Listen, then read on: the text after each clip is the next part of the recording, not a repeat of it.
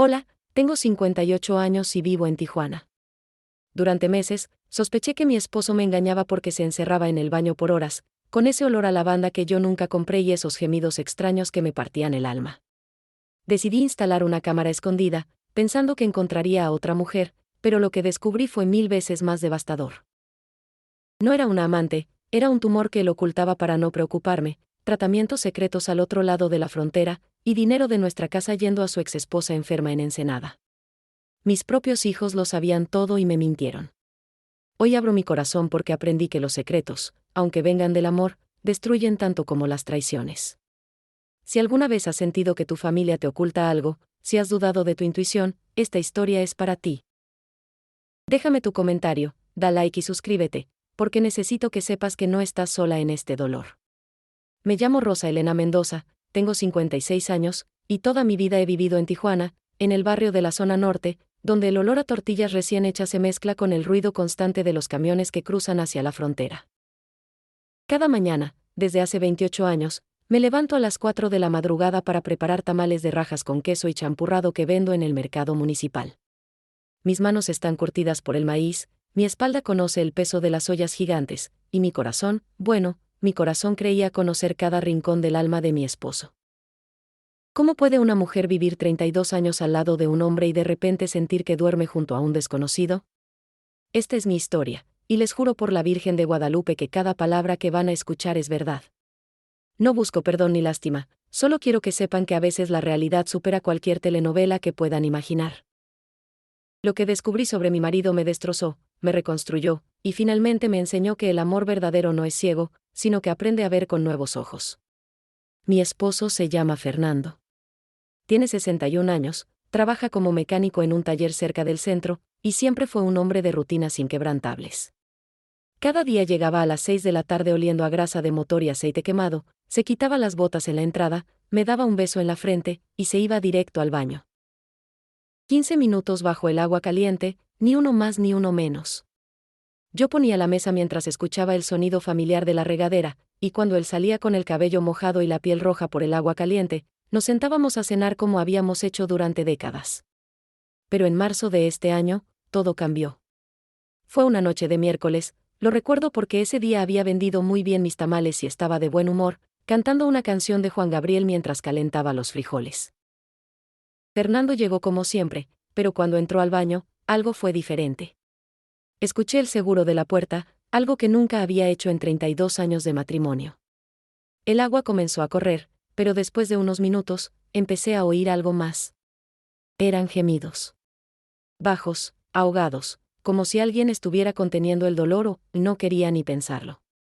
Me acerqué a la puerta con el corazón latiéndome tan fuerte que podía sentirlo en las sienes.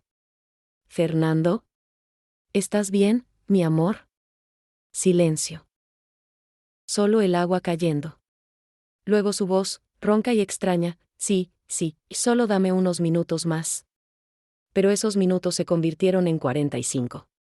Cuando finalmente salió, sus ojos estaban rojos, como si hubiera estado llorando, pero él sonrió y dijo que le había entrado jabón. Yo quise creerle. Dios sabe que quise creerle con toda mi alma. Las noches siguientes fueron peores. 1 hora en el baño, a veces más. El vapor escapaba por debajo de la puerta arrastrando un olor dulzón, como a lavanda, un perfume que yo jamás había comprado. Los gemidos se volvieron más frecuentes. A veces sonaban a dolor, otras a algo que no me atrevía a nombrar. Yo me quedaba en la sala, con las manos apretando el rosario que mi madre me regaló antes de morir, rezando para que mis sospechas fueran solo producto de mi imaginación. ¿Saben lo que es perder el sueño noche tras noche? ¿Saben lo que es mirar al hombre con quien has compartido tu cama durante 3 décadas y preguntarte si alguna vez lo conociste realmente? Yo empecé a adelgazar, a perder el apetito. Las clientas del mercado me preguntaban si estaba enferma. Solo cansada, les decía, pero la verdad era que estaba muriendo por dentro, consumida por una duda que crecía como mala hierba en mi pecho. Comencé a notar otras cosas. Los domingos, Fernando empezó a salir temprano diciendo que iba a la iglesia de San Francisco, pero yo llamé al padre Ramírez y me dijo que no lo había visto en meses. Encontré en su cartera recibos de una farmacia en San Isidro, del otro lado de la frontera, con compras que no reconocía. Gastos en tiendas que nunca había mencionado. Cuando le preguntaba, me decía que era para el taller, para herramientas nuevas, pero sus ojos huían de los míos. Una noche, mientras él dormía, revisé su teléfono. No encontré mensajes de otra mujer, no había llamadas sospechosas, pero había búsquedas en internet que me helaron la sangre. Páginas sobre dolor crónico, sobre medicamentos con nombres que no podía ni pronunciar, sobre clínicas especializadas. ¿Estaba enfermo? ¿Por qué no me lo decía? O peor aún, ¿estaba buscando esa información para otra persona? Mi hija mayor, Leticia, empezó a visitarnos más seguido. Ella es enfermera en Chula Vista, tiene 32 años y siempre fue muy cercana a mí. Pero de repente comenzó a hablar largo rato con su padre en la terraza, en voz baja, alejándome con excusas. Mamá, ¿puedes preparar más café? Mamá, ¿no íbamos a hacer ese mole que tanto me gusta? Cuando yo salía, cambiaban de tema tan rápido que era obvio que escondían algo. La complicidad entre ellos me dolía más que cualquier otra cosa. Fue entonces cuando tomé la decisión más difícil de mi vida. En el tianguis, una vendedora me habló de unas cámaras pequeñas que se podían esconder en cualquier parte. Para vigilar a las empleadas, me dijo. Pero yo sabía para qué la quería. Gasté el dinero que tenía guardado para comprar tela nueva para las cortinas y compré una cámara del tamaño de una moneda. Me temblaban las manos cuando la escondí entre los frascos de champú en el baño, apuntando hacia la regadera. Durante 3 días no pude revisar la grabación. 3 días en los que la cámara estuvo ahí, capturando la verdad, mientras yo me debatía entre el miedo de saber y el tormento de la ignorancia. ¿Qué prefieren ustedes? ¿Vivir en la mentira cómoda o enfrentar una verdad que puede destrozarte? Yo elegí la verdad. Y lo que vi en esa pantalla pequeña cambió mi vida para siempre. Era un viernes por la tarde, uno de esos días grises de abril cuando el cielo de Tijuana se llena de nubes bajas que prometen lluvia pero nunca la traen. Fernando había salido temprano diciendo que tenía que ir al taller para terminar la reparación de un carro importante.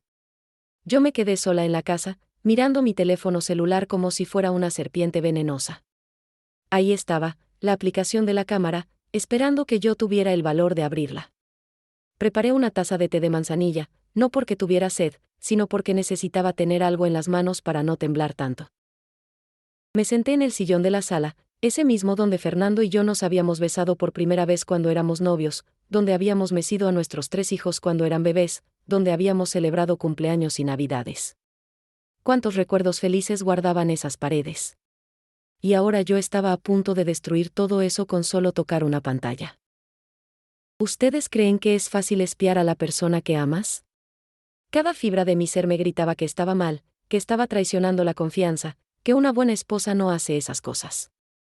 Pero otra voz, más fuerte, me recordaba los gemidos, los secretos, las miradas cómplices con mi hija. Esa voz me decía que yo tenía derecho a saber la verdad. Finalmente, cerré los ojos, respiré profundo, y toqué el botón de reproducir. Las primeras grabaciones eran normales. Fernando entraba al baño, se quitaba la ropa, abría la regadera. Todo rutinario. Pero entonces, en la grabación del tercer día, algo cambió.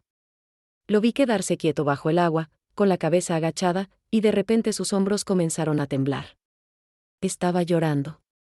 Mi esposo, ese hombre fuerte que había cargado bultos de cemento para construir nuestra casa, que nunca se quejaba del dolor ni del cansancio, estaba sollozando bajo la regadera como un niño perdido. Subí el volumen de mi teléfono, aunque sabía que los vecinos podrían escuchar. No me importaba. Necesitaba oír qué decía. Entre los sollozos, alcancé a distinguir palabras sueltas. Perdóname, no puedo más, ella no debe saberlo. Dios mío, dame fuerzas. ¿Perdón por qué? ¿Quién no debía saber qué? Mi corazón latía tan fuerte que pensé que me iba a desmayar ahí mismo. Pero lo peor vino después. Lo vi sacar algo del techo del baño, de un lugar entre las láminas del falso plafón que yo ni siquiera sabía que existía. Era una bolsa de plástico. Adentro había frascos de medicinas, papeles doblados, y fotografías protegidas con más plástico. Cuando las sacó y las miró, comenzó a llorar aún más fuerte. Yo acerqué mi cara a la pantalla del teléfono, intentando ver qué eran esas fotos, pero la calidad de la imagen no era suficiente. Solo pude distinguir que eran de una mujer, alguien mayor, con cabello canoso. Fernando tomó uno de los frascos de medicina y leyó la etiqueta. Luego sacó 2 pastillas y se las tragó con el agua de la regadera. Todo su cuerpo se estremeció, como si le doliera, y escuché claramente un gemido de dolor. No era placer, no era nada sexual como yo había temido en mis peores pesadillas. Era sufrimiento físico. Mi esposo estaba enfermo y me lo había ocultado. Las lágrimas comenzaron a rodar por mis mejillas. No eran lágrimas de alivio ni de tristeza simple, eran lágrimas de rabia mezclada con amor, de confusión mezclada con miedo. ¿Por qué no me lo había dicho? ¿Qué enfermedad tenía? ¿Por qué prefería sufrir solo en el baño en lugar de permitir que yo, su esposa, lo acompañara?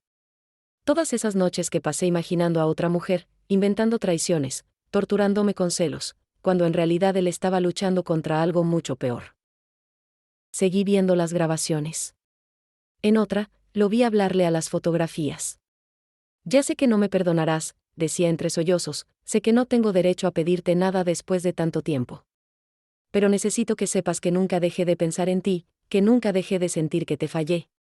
¿Con quién hablaba? ¿Quién era esa mujer de las fotografías? El estómago se me revolvió.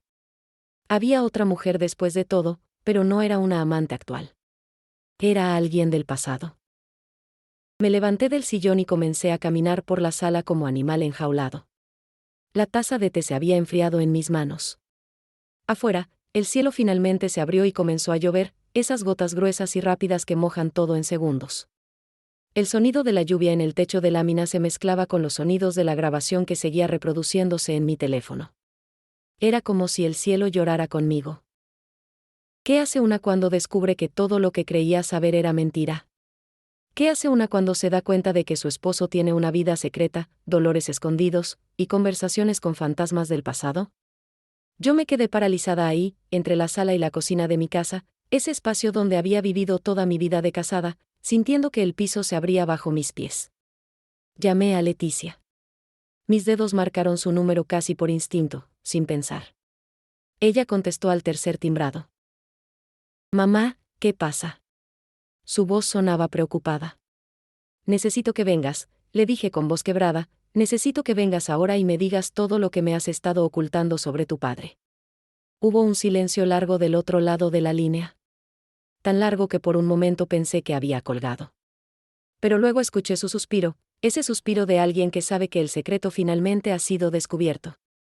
Voy para allá, mamá. Voy para allá. Colgué el teléfono y me dejé caer en el sillón nuevamente. La grabación había terminado, pero mi mente seguía reproduciendo las imágenes una y otra vez. Mi esposo llorando, mi esposo con medicinas secretas, mi esposo hablándole a fotografías de otra mujer. Y yo ahí, después de 32 años de matrimonio, dándome cuenta de que no conocía ni la mitad de la historia del hombre con quien compartía mi vida. ¿Cuántos secretos más había? ¿Cuántas capas de verdad faltaban por descubrir? Pronto lo sabría. Leticia vendría, y esta vez no aceptaría evasivas ni mentiras a medias. Esta vez, quería toda la verdad, aunque me destruyera. Leticia llegó 1 hora después, empapada por la lluvia que no paraba. Entró a la casa con su uniforme de enfermera todavía puesto, el cabello pegado a la cara, los ojos llenos de una mezcla de miedo y resignación. Yo la esperaba en la cocina, con 2 tazas de café caliente sobre la mesa, aunque sabía que ninguna de las dos tendríamos ganas de beber nada. El olor del café recién hecho llenaba el espacio, ese aroma que siempre me había traído consuelo pero que esa tarde solo me recordaba lo amargo que puede ser la vida. Mamá, comenzó a decir, pero yo levanté la mano para detenerla. Antes de que me digas cualquier cosa, quiero que veas esto. Saqué mi teléfono y le mostré las grabaciones. Vi cómo su rostro cambiaba mientras miraba la pantalla, cómo sus ojos se llenaban de lágrimas. Cuando terminó de ver, se cubrió la cara con las manos y comenzó a llorar. Lo siento mucho, mamá. Lo siento tanto. ¿Saben qué es lo que más duele de una traición? No es la mentira en sí, sino darse cuenta de que las personas que más amas decidieron excluirte de algo importante. Mi hija, mi primogénita, la que yo había cargado en brazos, la que había cuidado durante cada fiebre y cada pesadilla, había elegido guardar silencio sobre algo que me afectaba directamente. Explícame, le dije con una voz que no sonaba como la mía, explícame por qué no me dijiste que tu padre está enfermo. Leticia se limpió las lágrimas con el dorso de la mano y respiró profundo. Papá tiene un tumor en la espalda, mamá. Lo descubrió hace 8 meses. No es canceroso, pero es muy doloroso y está creciendo. Necesita operarse, pero tiene miedo. Tiene miedo de la cirugía, tiene miedo de preocuparte, tiene miedo de que lo veas débil. Sus palabras cayeron sobre mí como piedras. 8 meses. Mi esposo había estado sufriendo durante 8 meses y yo no lo sabía. ¿Y las medicinas escondidas?, pregunté. Leticia asintió. Son para el dolor. Analgésicos fuertes que consigue en San Isidro porque aquí son muy caros. Yo lo acompaño a la clínica cada 2 semanas para las revisiones. Por eso he venido más seguido. Perdóname, mamá, pero papá me hizo jurarle que no te diría nada. Decía que tú ya habías sufrido mucho cuando la abuela estuvo enferma, que no quería verte pasar por eso otra vez. Me quedé mirando a mi hija, tratando de procesar toda esa información. Parte de mí quería abrazarla y agradecerle por cuidar a su padre. Otra parte quería gritarle por haberme dejado fuera, por haberme permitido imaginar cosas horribles durante todos esos meses. ¿Y las fotografías?, pregunté finalmente. ¿Quién es esa mujer de las fotografías? Leticia se puso pálida. Esa parte es más complicada, mamá. Mucho más complicada. Se levantó de la silla y caminó hacia la ventana, mirando la lluvia que seguía cayendo. Hace 6 meses, papá recibió un mensaje de Facebook. Era de la hermana de su primera esposa. Sentí como si me hubieran golpeado en el estómago. ¿Qué primera esposa?, susurré. Fernando nunca me había hablado de un matrimonio anterior. Nunca. En 32 años, jamás mencionó haber estado casado antes de conocerme. Papá se casó a los 20 años con una mujer llamada Sofía, continuó Leticia sin voltear a verme, duraron solo 2 años. Fue un matrimonio muy joven, muy inmaduro. Él trabajaba día y noche en el taller de su padre, ella se sentía sola y abandonada. Peleaban mucho. Un día, Sofía simplemente se fue. Dejó una nota diciendo que se iba a vivir con su familia a Ensenada y que no quería volver a verlo. Papá intentó buscarla, pero ella dejó muy claro que quería que la dejaran en paz. Él se sintió culpable durante años, sintió que había fracasado como esposo. Las lágrimas rodaban por mis mejillas sin que pudiera detenerlas. Mi esposo había tenido toda una vida antes de mí que yo desconocía por completo. ¿Y por qué me lo ocultó durante todo este tiempo?, pregunté. Leticia finalmente se volteó hacia mí. Porque se avergonzaba, mamá. Porque sentía que había fallado en su primer matrimonio y tenía miedo de que tú pensaras que podría fallarte a ti también. Cuando se enamoró de ti, decidió dejar ese pasado enterrado y empezar de cero. Pero el mensaje de la hermana de Sofía cambió todo. ¿Qué decía el mensaje?, pregunté aunque no estaba segura de querer saberlo. Decía que Sofía está muy enferma, que vive sola en Ensenada, que no tiene a nadie más. Y que a pesar de todo lo que pasó entre ellos, a veces pregunta por Fernando. La hermana pensó que él debería saberlo. Leticia hizo una pausa y me miró directamente a los ojos. Papá empezó a enviarle dinero, mamá. No mucho, pero algo cada mes para ayudar con sus gastos médicos. Sentía que era su responsabilidad, que nunca debió dejarla ir así. Me levanté de la silla tan rápido que casi la tiro. ¿Cómo que le envía dinero? ¿De dónde saca ese dinero? Leticia bajó la mirada. De sus ahorros, mamá. De lo que guardaba para la jubilación. No es mucho, solo lo suficiente para que ella pueda comprar sus medicinas. Yo intenté convencerlo de que no lo hiciera, de que primero te lo dijera, pero él insistía en que era algo que tenía que hacer para poder vivir en paz consigo mismo. El mundo se me vino encima. Mi esposo estaba enfermo, ocultándome su dolor. Mi esposo tenía un matrimonio anterior que yo desconocía. Mi esposo estaba enviando dinero a otra mujer sin mi conocimiento. Toda mi vida, todo lo que yo creía saber sobre Fernando, sobre nosotros, era solo una parte de la historia. ¿Qué más me estás ocultando?, le pregunté a mi hija. ¿Qué otras mentiras hay? Ella negó con la cabeza. Eso es todo, mamá. Te lo juro. Eso es todo. Pero yo ya no sabía si podía creerle a alguien. Esa noche, Fernando llegó tarde del taller. Yo lo escuché entrar con su paso cansado, arrastrando los pies como siempre hacía después de un día largo de trabajo. Leticia ya se había ido, prometiéndome que hablaría con su padre, pero yo le pedí que no lo hiciera. Esta confrontación tenía que ser entre él y yo, sin intermediarios, sin protectores.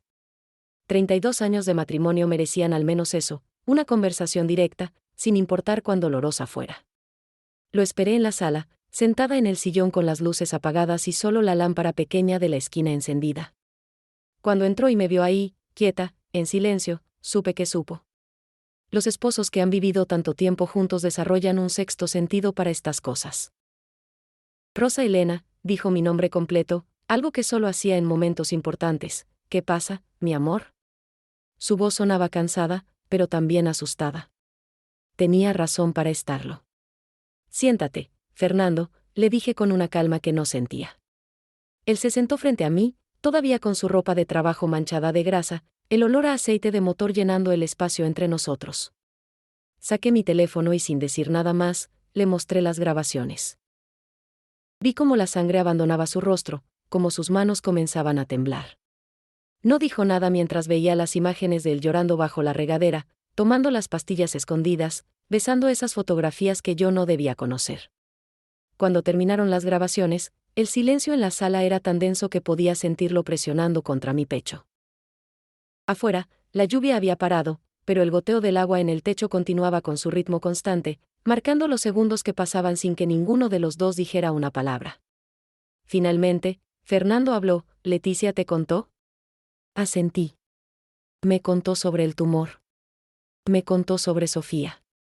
Me contó sobre el dinero. Cada palabra era una acusación, cada frase un recordatorio de todos los secretos que él había guardado. Déjame explicarte, comenzó, pero yo lo interrumpí. ¿Explicarme qué, Fernando? ¿Explicarme por qué durante 8 meses me dejaste imaginar que tenías una amante? ¿Explicarme por qué en 32 años nunca mencionaste que habías estado casado antes? ¿Explicarme por qué estás enviando dinero de nuestros ahorros a otra mujer sin decirme nada?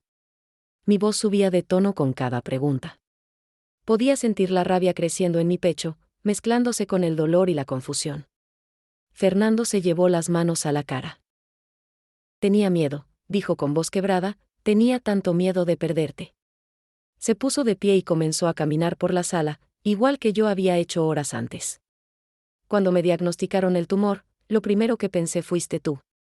Recordé cómo sufriste cuando tu madre estuvo enferma, cómo casi te derrumbas. No podía hacerte pasar por eso otra vez.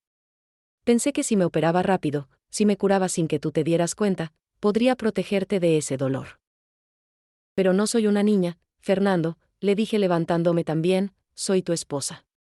Se supone que compartimos todo, las alegrías y las penas. No tienes derecho a decidir por mí qué puedo o no puedo soportar. Él se volteó hacia mí con los ojos llenos de lágrimas. Lo sé, lo sé. Pero cuando estás en ese baño, cuando el dolor es tan fuerte que no puedes ni respirar, cuando tomas esas pastillas que te aturden pero no te alivian del todo, lo único que piensas es en no preocupar a las personas que amas. Eso es todo lo que quería, Rosa Elena, no preocuparte. ¿Y Sofía? Pregunté, porque necesitaba saberlo todo, necesitaba entender cada pieza de este rompecabezas.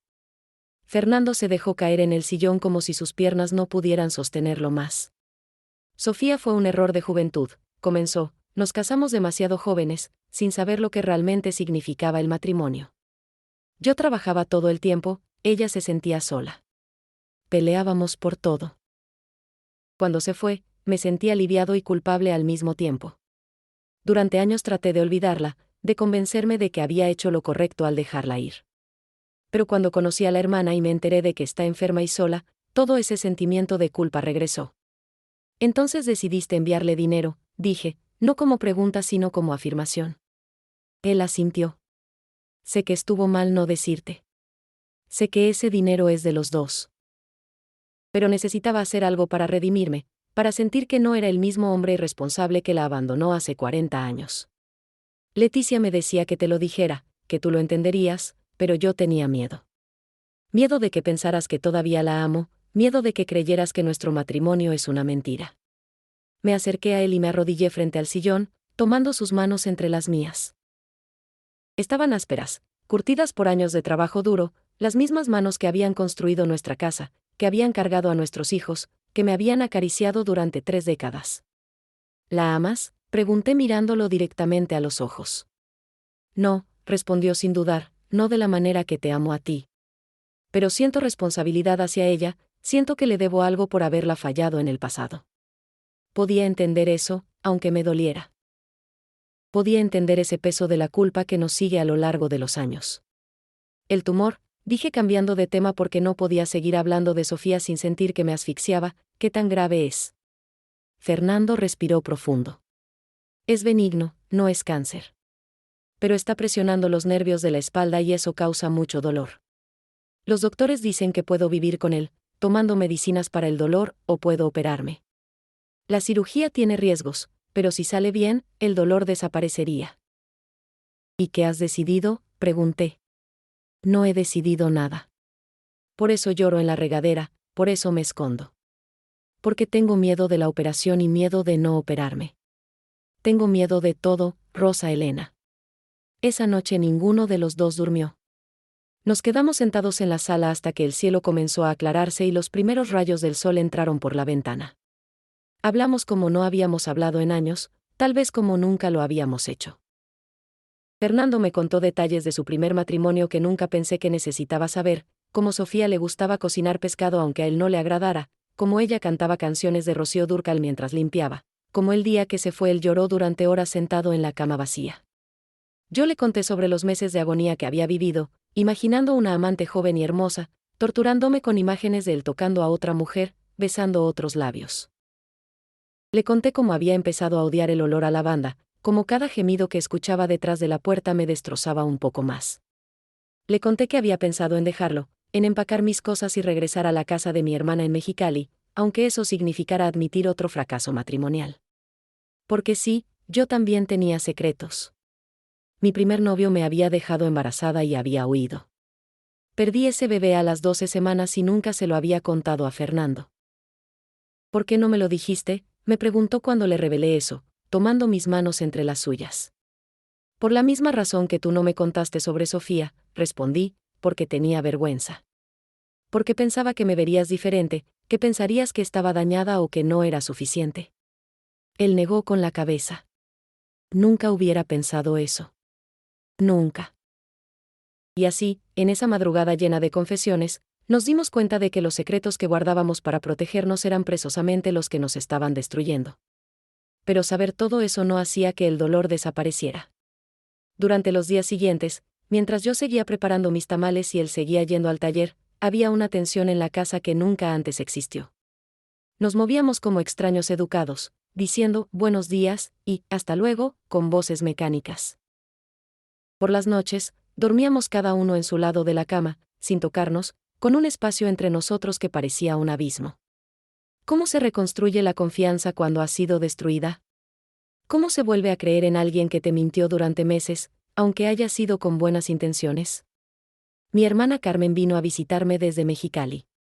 Ella es 2 años mayor que yo, divorciada hace 10 años, y la persona más práctica que conozco. Cuando le conté todo lo que había pasado, se sentó en mi cocina tomando café y me dijo sin rodeos, Rosa Elena, tienes que decidir si puedes perdonarlo o no. No hay punto medio. O lo perdonas de verdad, con todo lo que eso implica, o lo dejas. Pero no puedes quedarte en este limbo donde lo castigas un poco cada día. Eso los va a destruir a los dos. Sus palabras fueron como un balde de agua fría. Tenía razón.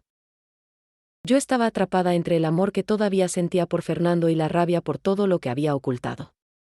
Decidí hablar con el padre Ramírez de la iglesia de San Francisco.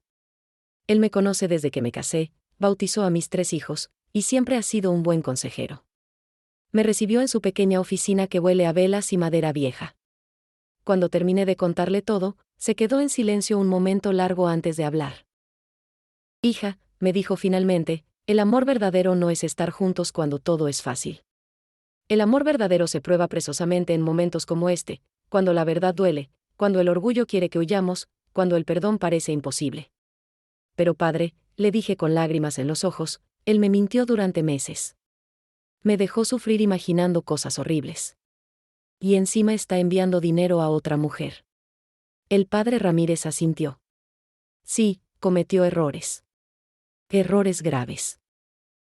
Pero dime, Rosa Elena, ¿lo hizo para lastimarte o para protegerte? ¿Lo hizo porque no te ama o precisamente porque te ama tanto que no quería verte sufrir? La intención no justifica la mentira, pero nos ayuda a entender el corazón de quien miente. Me quedé pensando en sus palabras durante días. Mientras tanto, mis otros hijos se enteraron de todo. Roberto, mi hijo menor que tiene 28 años y trabaja como maestro en Rosarito, se enojó muchísimo con su padre. ¿Cómo pudo hacerte eso, mamá?, me decía por teléfono, ¿cómo pudo mentirte así?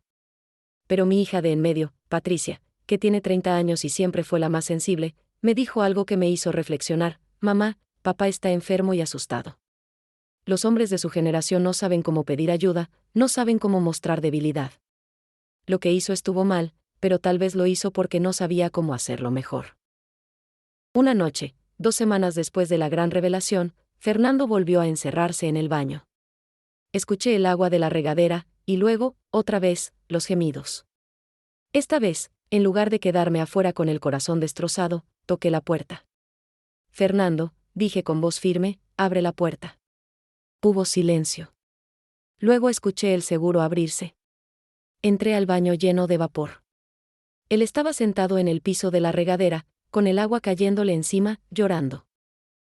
Me arrodillé junto a él, sin importarme que mi ropa se mojara. Ya no tienes que esconderte, le dije abrazándolo, ya no tienes que sufrir solo. Lloramos juntos bajo el agua caliente, lloramos por todos los secretos, por todo el dolor, por todos los meses perdidos. Y en ese momento, rodeados de vapor y lágrimas, decidí perdonarlo. No porque lo que hizo estuviera bien, sino porque el amor que sentía por él era más fuerte que la rabia. Porque 32 años de matrimonio merecían una segunda oportunidad. Porque todos cometemos errores, y todos necesitamos ser perdonados alguna vez en la vida. Pero también le dejé muy claro, no más secretos. Nunca más. 2 días después de aquella noche en el baño, decidí que era momento de reunir a toda la familia. No podíamos seguir viviendo con secretos fragmentados, con cada uno sabiendo una parte diferente de la historia, con lealtades divididas y mentiras piadosas. Si íbamos a sanar, teníamos que hacerlo juntos, con todo sobre la mesa, sin importar cuán incómodo fuera. Llamé a Leticia, a Roberto y a Patricia y les dije que vinieran el domingo a comer. Que trajeran a sus parejas. Que esto era importante. El domingo llegó con un cielo azul brillante, de esos días en que Tijuana muestra su mejor cara. Me levanté temprano para preparar mole poblano, el platillo que siempre hacía para las ocasiones especiales, el que mi madre me enseñó a cocinar cuando tenía 15 años. Mientras tostaba los chiles y molía las semillas, pensaba en cómo comenzar esa conversación. ¿Cómo le dices a tus hijos que sus padres, esas personas que se suponía tenían todo resuelto, son en realidad humanos frágiles llenos de miedos y errores? Fernando estaba nervioso. Lo noté en la forma en que se peinaba el cabello una y otra vez frente al espejo, en cómo revisaba la mesa para asegurarse de que todo estuviera perfecto. ¿Crees que me van a odiar?, me preguntó mientras yo servía el arroz en una fuente grande. No te van a odiar, le respondí, aunque no estaba completamente segura. Roberto especialmente había estado muy molesto, dejando de llamar a su padre durante esas 2 semanas. Eso le dolía a Fernando más que cualquier otra cosa. Llegaron todos puntualmente. Leticia con su esposo Miguel, Patricia con su novio David, y Roberto solo porque acababa de terminar una relación. Los recibimos con abrazos y sonrisas forzadas, todos sabiendo que esta no era una comida normal. El aroma del mole llenaba la casa, mezclándose con la tensión que podía cortarse con cuchillo.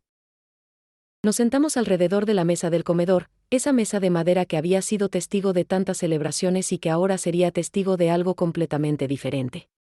Los llamé a todos porque necesitamos hablar, comencé después de que todos se sirvieran, aunque nadie parecía tener mucho apetito. Ustedes saben que su padre y yo hemos estado pasando por una situación difícil. Algunos de ustedes saben partes de la historia, pero nadie la sabe completa. Y eso tiene que cambiar hoy. Miré a Fernando, dándole la oportunidad de hablar primero. Él respiró profundo, dejó el tenedor sobre el plato, y comenzó. Hijos, cometí un error muy grande. Les mentí. Le mentí a su madre. Y necesito que sepan toda la verdad. Durante la siguiente hora, Fernando les contó todo. El tumor en la espalda, los 8 meses de dolor escondido, las visitas secretas a la clínica en San Isidro. Les habló sobre Sofía, sobre ese matrimonio que nunca les había mencionado, sobre la culpa que cargaba desde hacía 40 años. Les explicó sobre el dinero que enviaba mensualmente, sobre las fotografías que guardaba en el baño, sobre las conversaciones que tenía con un fantasma del pasado mientras el agua de la regadera ocultaba sus lágrimas. Cuando terminó, el silencio en la mesa era absoluto. Patricia fue la primera en romperlo, con lágrimas rodando por sus mejillas. Papá, ¿por qué no nos dijiste? Somos tu familia. Se supone que estamos aquí precisamente para esto, para los momentos difíciles.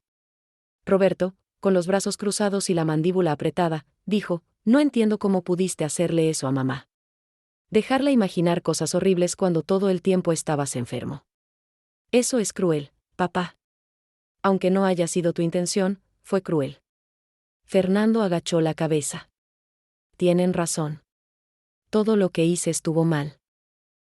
Pero necesito que entiendan algo, cuando eres hombre de mi generación, te enseñan que mostrar debilidad es inaceptable. Te enseñan que tu trabajo es proteger a tu familia, no preocuparla con tus problemas. Sé que eso no justifica nada, pero es la única explicación que tengo. Estaba aterrado de la cirugía, aterrado de morir, aterrado de dejar a su madre sola. Y en mi miedo, tomé las peores decisiones posibles. Entonces fue mi turno de hablar. Les conté sobre la cámara espía, sobre las semanas de tormento imaginando una infidelidad, sobre mi propia historia de pérdida que nunca les había compartido. Les hablé sobre el bebé que perdí antes de conocer a su padre, sobre cómo ese dolor me había hecho hipervigilante con cualquier señal de abandono. Yo tampoco soy perfecta, les dije, yo también guardé secretos. Todos en esta familia hemos guardado secretos, creyendo que eso protegía a los demás cuando en realidad nos estaba destruyendo. Leticia, que había permanecido callada, finalmente habló. Yo también debo disculparme. Sabía lo del tumor y no le dije nada a mamá. Papá me hizo prometer que guardaría el secreto y yo elegí su confianza sobre la verdad. Eso no estuvo bien. Debí haberlos sentado a los dos y obligarlos a hablar. En cambio, me convertí en cómplice de una mentira que lastimó a mamá profundamente. Su esposo Miguel le apretó la mano en señal de apoyo, pero ella continuó, y hay algo más que debo confesar. Algo que yo también he estado ocultando. Todos la miramos sorprendidos. ¿Qué más podía haber? Leticia respiró profundo antes de continuar. Miguel y yo hemos estado intentando tener un bebé durante 3 años sin éxito. He gastado parte de mis ahorros en tratamientos de fertilidad. Vengo más seguido a la casa no solo por papá, sino porque necesitaba estar cerca de ustedes, sentir que todavía soy parte de una familia aunque no pueda formar la mía propia. No les dije nada porque me daba vergüenza, porque en mi familia todas las mujeres han tenido hijos sin problemas y yo sentía que era una fracasada. Patricia se levantó de su silla y fue a abrazar a su hermana.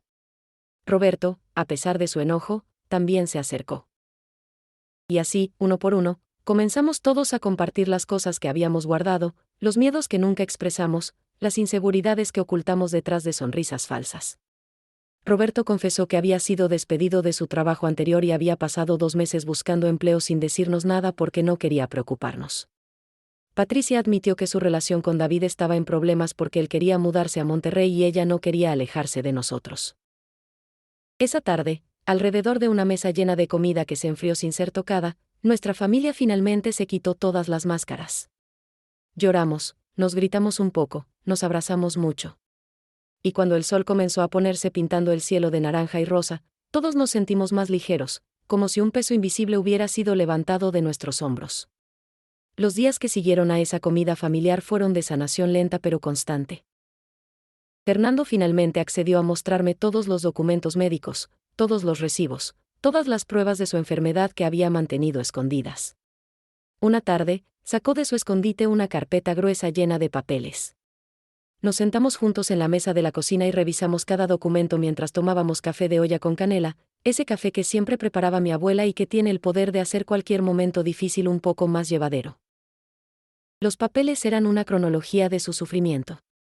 El primero era del doctor Hernández en la clínica de San Isidro, fechado en marzo del año anterior. Paciente presenta dolor lumbar agudo. Se detecta masa en región dorsal. Se recomienda resonancia magnética urgente.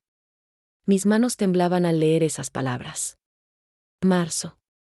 Había comenzado todo en marzo, justo cuando noté su primer comportamiento extraño en el baño. La siguiente página era la resonancia, tumor benigno de 4.2 centímetros. Presiona nervios espinales. Tratamiento, cirugía o manejo de dolor con medicamentos. Fernando señaló una anotación manuscrita al margen del reporte, escrita con su letra, no decirle a Rosa Elena hasta estar seguro. Esas 5 palabras me partieron el corazón. Ahí estaba, la prueba física de su decisión de mentirme, escrita en su puño y letra. ¿Ves?, me dijo con voz quebrada, desde el principio tomé la decisión equivocada. Pensé que esperaría un mes, tal vez 2, hasta tener un plan. Pero los meses pasaron y cada vez era más difícil decir la verdad. Era como una bola de nieve rodando montaña abajo, creciendo y creciendo hasta que ya no podía detenerla. Había recibos de farmacia. Docenas de ellos. Oxicodona, tramadol, naproxeno. Nombres que yo desconocía pero que Leticia me explicó eran analgésicos potentes. Algunos de estos son adictivos, papá, le dije preocupada. Fernando asintió. Lo sé. Por eso los tomaba con tanto cuidado, siguiendo exactamente las indicaciones del doctor. Pero el dolor a veces era tan fuerte que quería tomar más. Ahí era cuando me encerraba en el baño, cuando lloraba, cuando peleaba contra la tentación de tomar una pastilla extra para que el dolor parara aunque fuera por unas horas más. Entre los papeles encontré algo que no esperaba, un cuaderno pequeño donde Fernando había estado escribiendo una especie de diario.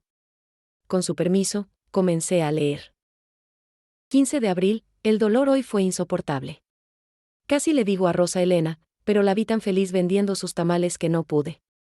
Ya ha sufrido suficiente en su vida. Puedo soportar esto solo un poco más. 3 de mayo, Leticia me llevó al doctor otra vez. Dice que debo operarme pronto o el tumor seguirá creciendo.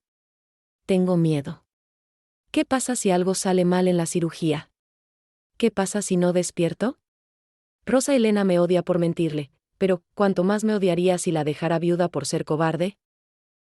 Las lágrimas caían sobre las páginas mientras leía.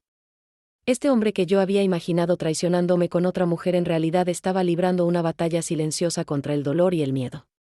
22 de junio, hoy fue un día especialmente difícil. El dolor bajaba por mi pierna derecha como electricidad. Tuve que detenerme 3 veces en el camino a casa porque no podía manejar. Cuando llegué, Rosa Elena me preguntó si estaba bien. Le dije que solo estaba cansado. Ella me creyó. No sé si eso me hace sentir mejor o peor. Entonces llegamos a las partes sobre Sofía. 10 de julio, recibí el mensaje de la hermana de Sofía. No he pensado en ella en años, pero de repente todas esas memorias regresaron. El fracaso de ese matrimonio, la vergüenza de no haber podido hacer que funcionara. Ahora está enferma y sola.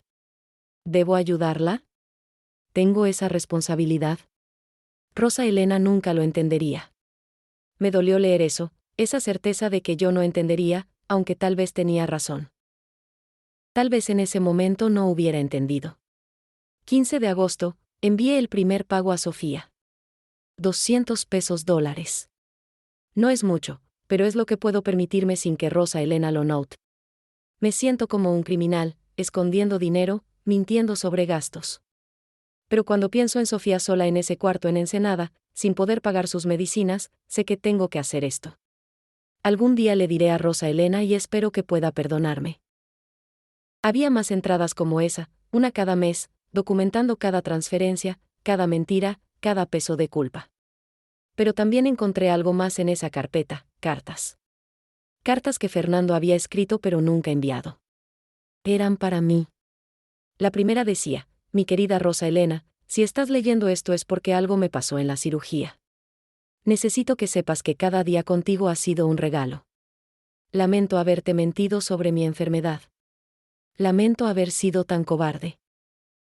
Lamento no haber confiado en tu fuerza. Por favor, perdóname. Y por favor, sé feliz. Encuentra a alguien que te merezca más de lo que yo lo hice. Te amo. Siempre te he amado.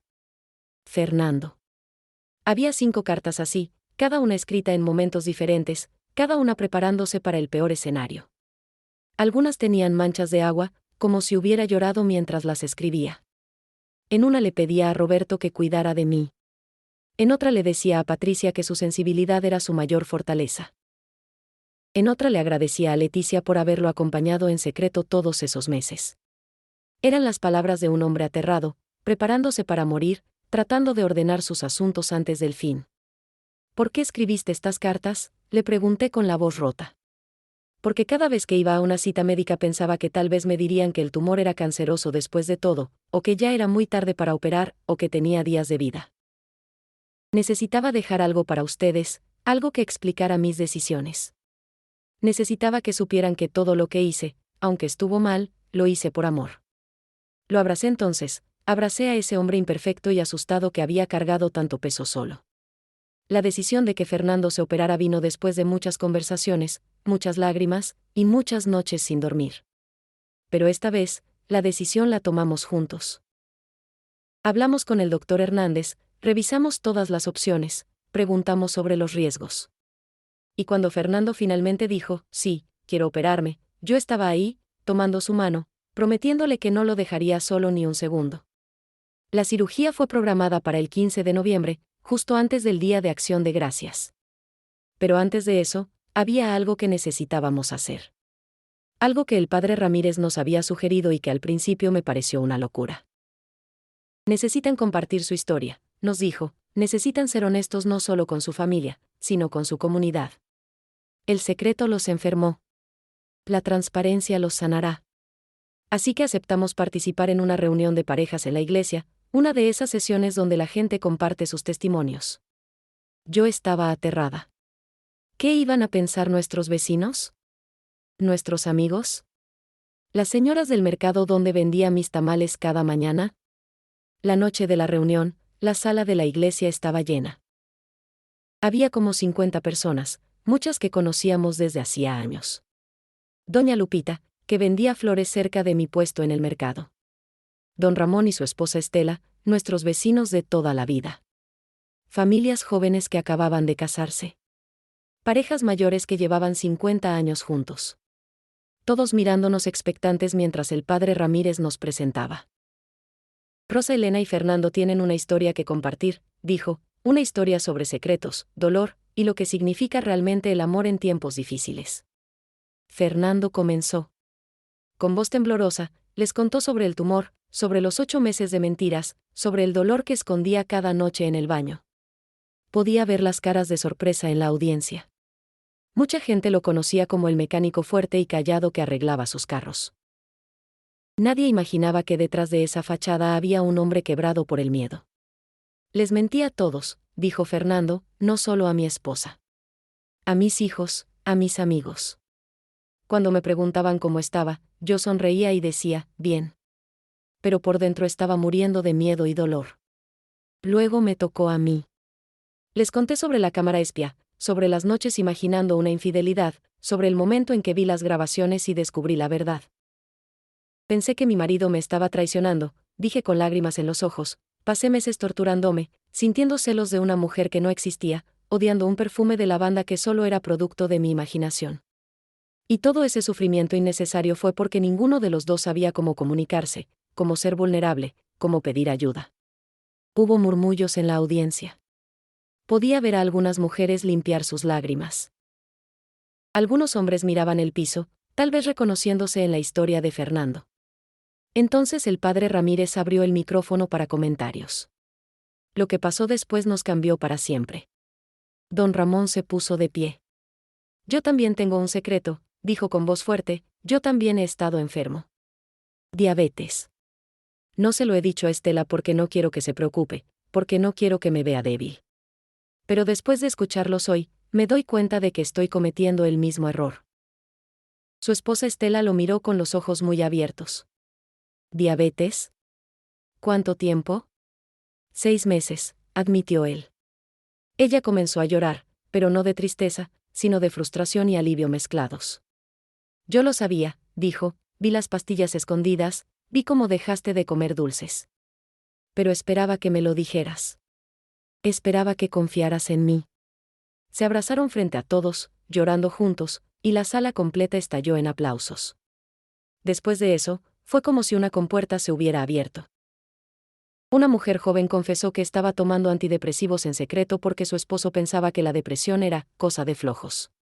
Otra pareja admitió que estaban en consejería matrimonial pero le habían dicho a todos que las salidas del martes por la noche eran para jugar boliche. Un señor mayor confesó que había perdido su negocio pero seguía vistiéndose de traje cada mañana para que sus hijos no supieran que estaba en bancarrota. Era como si nuestra historia hubiera dado permiso a todos los demás para quitarse sus máscaras, para dejar de fingir que todo estaba bien cuando no lo estaba. El padre Ramírez nos miraba con lágrimas en los ojos. Después nos dijo, esto es lo que necesitaba esta comunidad. Honestidad. Vulnerabilidad. La valentía de decir, no estoy bien, en lugar de seguir pretendiendo. Esa noche, la iglesia se convirtió en un confesionario colectivo, en un espacio sagrado donde el dolor compartido se transformaba en sanación. Doña Lupita del Mercado se me acercó después. Mija, me dijo tomando mis manos, yo pensaba que estabas enferma por cómo te veías estos meses. Adelgazaste tanto. Ahora entiendo por qué. Y quiero que sepas algo, todos aquí te admiramos. No por ser perfecta, sino por ser real. Por atreverte a contar tu verdad. Sus palabras me hicieron llorar otra vez, pero esta vez eran lágrimas de liberación, no de dolor. Cuando salimos de la iglesia esa noche, Fernando y yo caminamos tomados de la mano bajo las luces de la calle. El aire olía a tacos de la taquería de la esquina, sonaba música norteña de alguna casa cercana, y la ciudad bullía con su vida nocturna habitual. Pero nosotros nos sentíamos diferentes.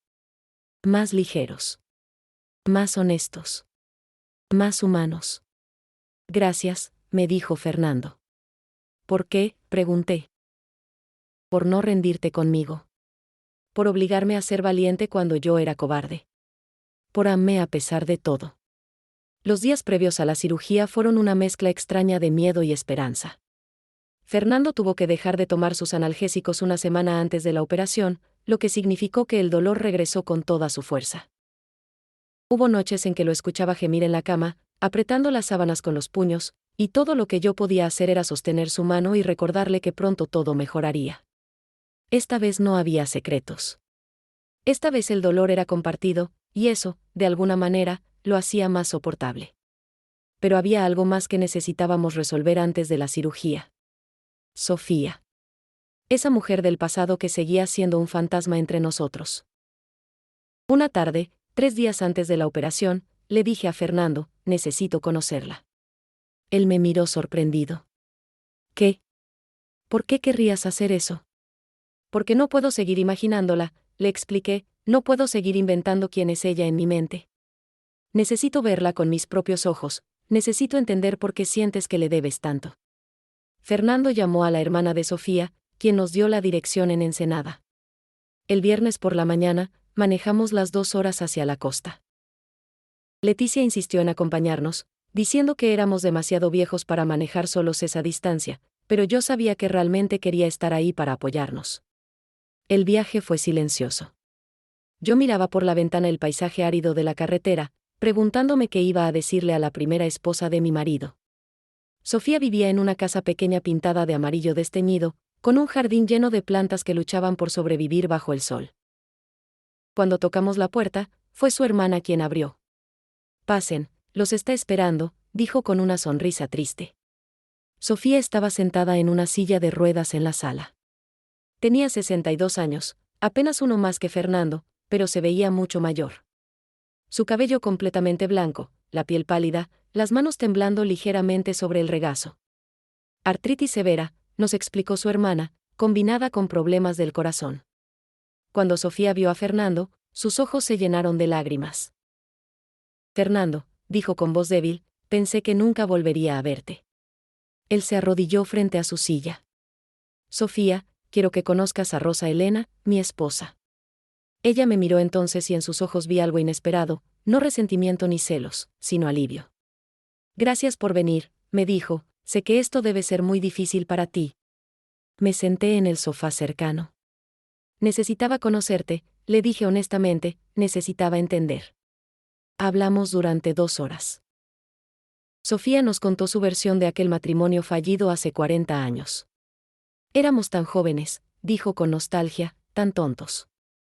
Yo pensaba que el matrimonio sería como en las películas, todo romance y pasión. Pero Fernando trabajaba todo el tiempo y yo me sentía sola. En lugar de hablar, peleábamos. En lugar de escucharnos, gritábamos. Un día simplemente me cansé y huí. Pensé que sería más fácil empezar de nuevo en otro lugar que enfrentar nuestros problemas.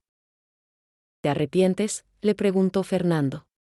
Sofía pensó un momento antes de responder. Me arrepiento de cómo terminó. De no haber sido más madura, más valiente. Pero no me arrepiento de habernos separado. No éramos adecuados el uno para el otro, Fernando. Éramos dos personas heridas intentando curarse mutuamente sin saber cómo. Lo que sí lamento es haberte dejado sin una explicación adecuada, sin darte cierre. Eso fue cruel de mi parte. Fernando asintió, llorando silenciosamente. Yo también lo lamento. Lamento no haber peleado por nuestro matrimonio. Lamento no haberte buscado con más insistencia. Durante años me culpé, pensé que había sido un mal esposo, que de alguna manera te había fallado tanto que preferiste irte antes que quedarte conmigo. Sofía extendió su mano temblorosa y tocó la mejilla de Fernando. No fuiste un mal esposo. Fuiste un joven asustado, igual que yo era una joven asustada. Ambos hicimos lo mejor que pudimos con las herramientas emocionales que teníamos en ese momento. Entonces Sofía me miró directamente. Rosa Elena, necesito que sepas algo. Cuando mi hermana contactó a Fernando, no fue porque yo quisiera que él volviera conmigo. No estoy enamorada de él, ni él de mí. Solo necesitaba cerrar ese capítulo, hacer las paces con el pasado antes de que sea demasiado tarde. Mi corazón está fallando. Los doctores me dan tal vez un año. Quería morir sabiendo que Fernando no siguió cargando culpa por algo que fue responsabilidad de ambos. Sus palabras me impactaron profundamente. Esta mujer no era mi enemiga. No era una amenaza. Era solo otra persona herida tratando de sanar antes del final. El dinero que Fernando te ha estado enviando, le dije, ¿ha ayudado? Ella asintió. Más de lo que imaginas. No solo con las medicinas, sino con saber que no estoy completamente sola en el mundo, que alguien todavía se preocupa lo suficiente como para ayudar. Respiré profundo y tomé una decisión. Seguiremos ayudándote, le dije, pero esta vez será de los dos. Ningún secreto más. Sofía sonrió, una sonrisa genuina que iluminó brevemente su rostro cansado.